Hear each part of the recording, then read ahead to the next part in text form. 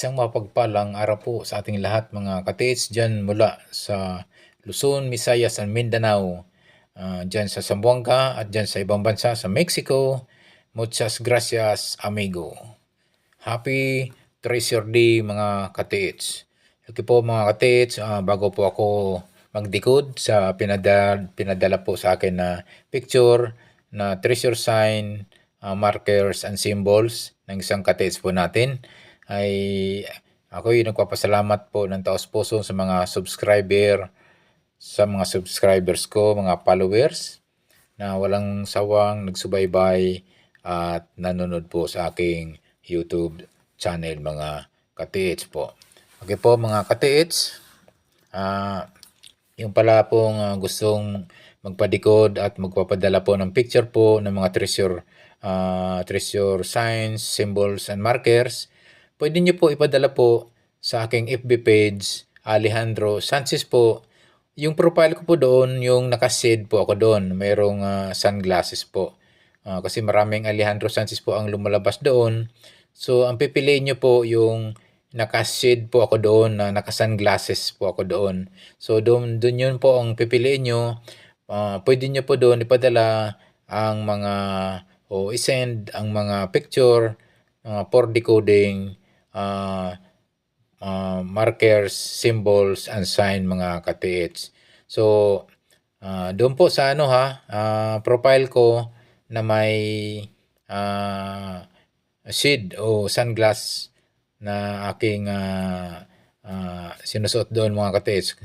Kasi nga maraming lumalabas na Alejandro Sanchez po. Malilito pa kayo kasi saan doon o alin yung tumpak na ipapadala po. So yun yung may shade, yung may sunglass, yun doon nyo po ipadala yung mga picture po na mga sign, markers and symbol ng treasure ng treasures mga katiits na pwede nyo ipadikod po sa akin mga katiits. Okay, thank you so much mga katiits. Maraming salamat po talaga sa inyong pagsuporta po sa aking medyo maliit pa lang na channel. Sana po ako'y lumago mga katiits sa inyong tulong mga katiits. Okay po, yung mga katiits po natin na mga nagkakomento po na sana po ay makapagpadala din po, o yung gusto pang magpadikod po, pwede po sa ipapadala nyo po yung mga markers and sign and symbols po sa akin. Sa FB page, Alejandro Sanchez po, yung profile ko po doon huwag niyong kalimutan, naka-shade po ako doon, naka-sunglasses po ako doon. Okay po, umpisahan na po natin pagdikod po ng pinadala po nating isang katiits na marker, signs, and symbol ng treasure Yamashita treasure mga katiits. Okay po, itong isang pinadala po mga katiits na isang markers sign to mga katiits, isang piled na bato na medyo isang big boulder sign na rin to, o big boulder markers na rin po ito. Ay napakaganda po itong markers ito mga katiits, kasi nga isang legit to mga katiits. So ito pong mga katiits, medyo napapansin ko itong bato nito ay medyo may kalakihan at medyo parang nag-iisa lang siya dyan sa kanyang kinalalagyan. At ito'y parang mayroon siyang stairs na pagka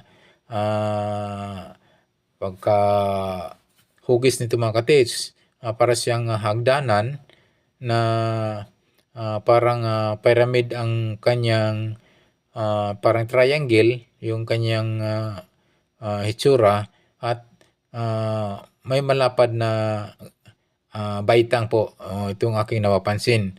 So napakaganda po ito dahil pwede po itong nariyan lang ang items ito sa paligid mga katiits.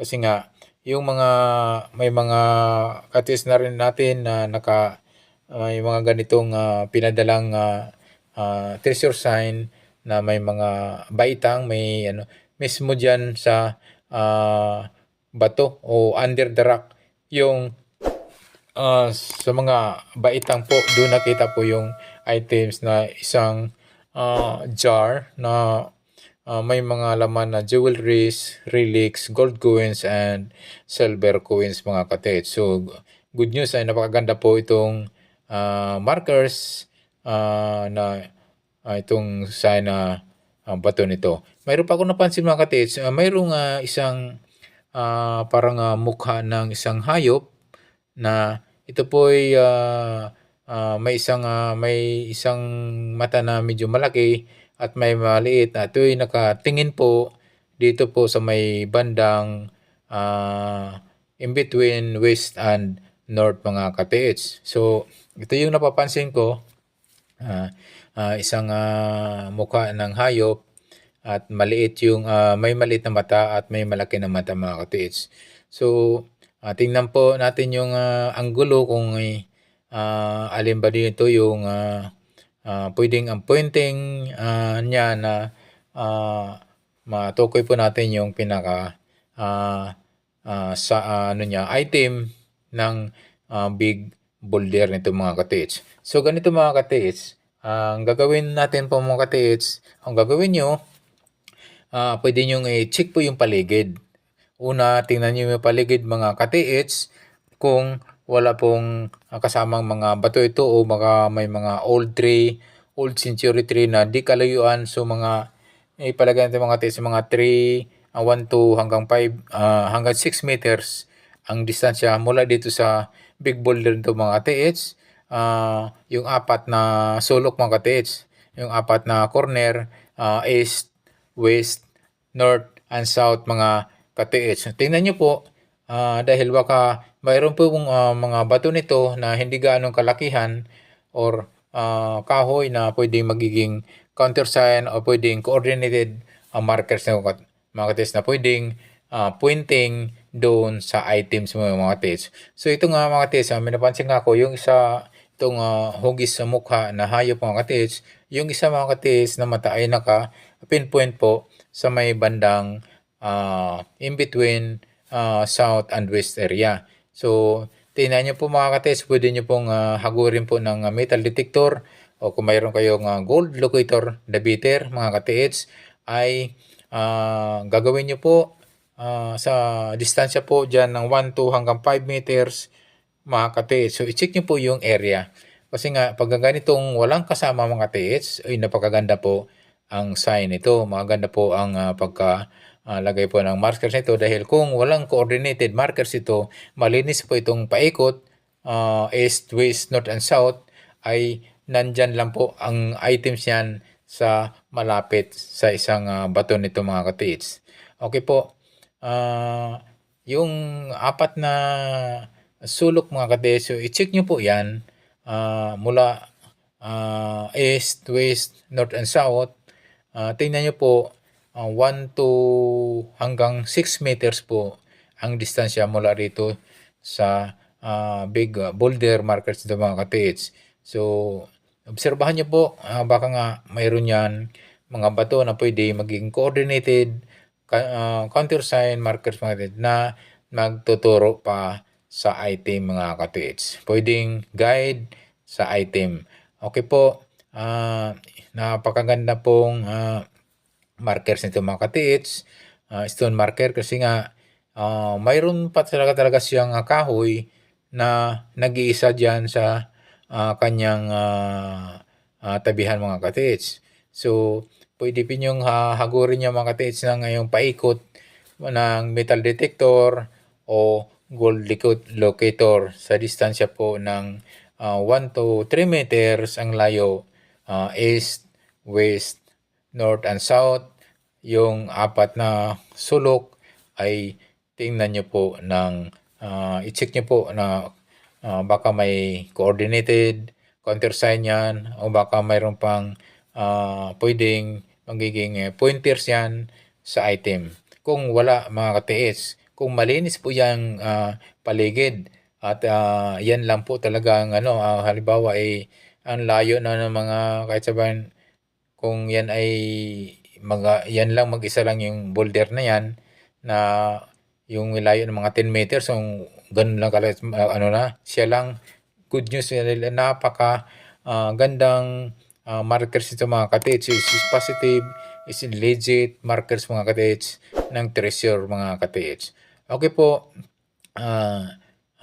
tingnan nyo lang po ang yung apat na kanto mga ka-TH.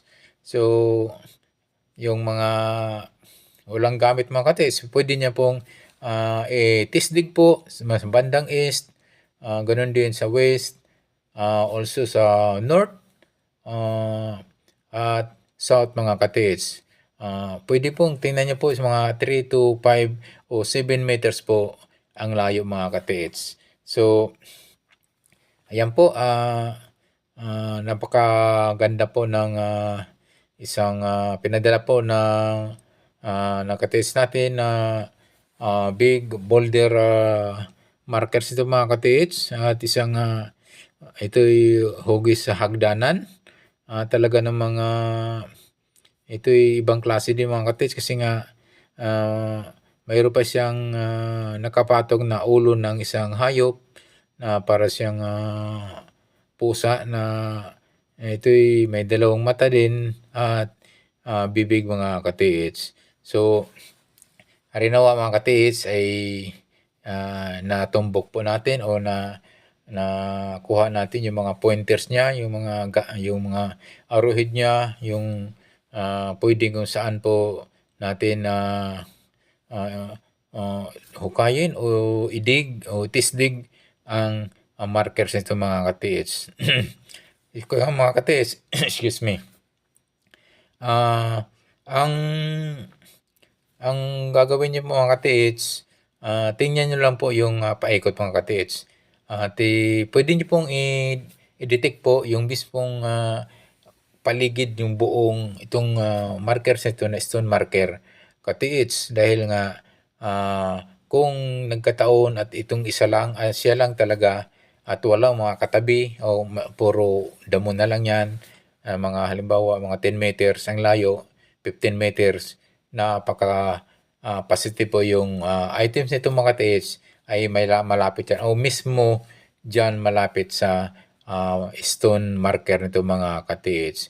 So po mga ka-TH, talaga namang napaka ganda po ng markers no ito, at sa tingin ko ito medyo malaking items po ito mga ka-TH. Kasi nga itong ay malaking boulder po itong ginamit po as markers mga ka-TH. So ito po mga ka-TH ay sana po makita nyo po at matunto nyo po ang kinalalagyan po ng item mga ka-TH. Okay po, ako'y salamat na po sa inyo. Yung mga bago pa lang sa aking YouTube channel, please subscribe. Don't forget to hit the notification bell button para updated po kayo sa aking mga video pang ipapalabas mga ka-TH. Ito po mga ka-TH ay mayroon po akong isang kaibigan po na gumagawa po ng treasure hunting equipment na Sir Rolly Adlaon Luok, at yung kanyang in demand ngayon na may history na po, 8 na po nakahits po ng treasure item. Ang huli po ay gold bar po, 2 gold bar na may tatak pang Burma gold bar po dyan sa Davao de Oro. So ito pong ginagawa po niyang treasure hunting equipment. Meron siyang gold locator, aura meter, and Japanese wand. So ito mga ka-TH, pwede pong i-PM si Mr. Rolly Adlaon Luok sa iyang Facebook page, Rolly Adlaon Luok, or call or text sa mobile number niya sa 092626-32843 mga ka-TH. Okay po mga ka-TH, maraming salamat po sa walang sawang pagsubaybay sa aking YouTube channel. God bless us always, ka-TH.